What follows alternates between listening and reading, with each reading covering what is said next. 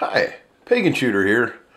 I wanted to go back over something that I had brought up in a previous video, and it was the use of these.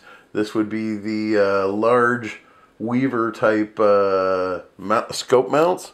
Now, I have seen online a few people using these for flashlight and accessory additions. If you'll see, this would be one that I had created earlier, and basically just a cheap flashlight, lights up an entire room.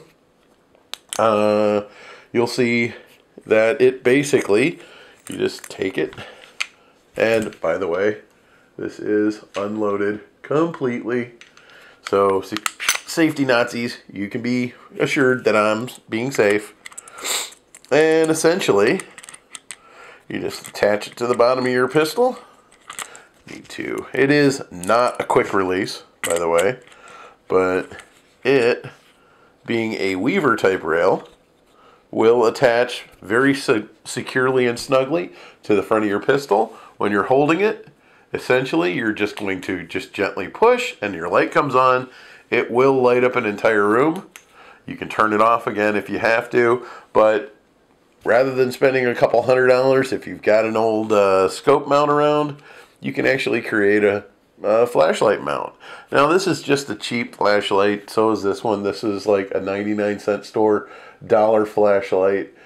I wouldn't suggest this for a high situation. If you absolutely needed it, if you used it on a very regular basis, it's not something you want to rely on. Get yourself a really high quality flashlight, shock-proof flashlight if you're going to do this, but the mounting system doesn't have to be expensive. A good flashlight can cost you around $20–30, shock-proof, and then if you have these are like 2 for $5, 2 for $10. You can even get them at Walmart, pretty inexpensive. So essentially what you're going to do is you just remove your screw. I've got just a regular Allen wrench here. Most of the time the mounts come with an Allen wrench. And I'm just going to pull out the screw that comes with it. There we go. And you select which side you want your mounting screw to be on. So I'm just going to go ahead and place this in like this. And I'm going to have to pull that screw out to get it on. I should have known that anyway. Now they do sell different size rings, so be cautious which one you do buy. You want to get your, if you already have the rings and you want to find a flashlight, then you're going to want to find your rings and then measure your flashlight to make sure it'll fit. If you already have the flashlight that you want to use and you're trying to find a mounting ring, then you would essentially measure your flashlight and then find a matching ring. So essentially what I'm doing here is I am placing the flashlight into the mount, taking the mount, placing the flashlight into the mount in an area where there is a ridge. I don't know if you can see that. There's a ridge here on the flashlight. Placing it there, and then just like you would a scope, position your flashlight where you would like it, and then put in your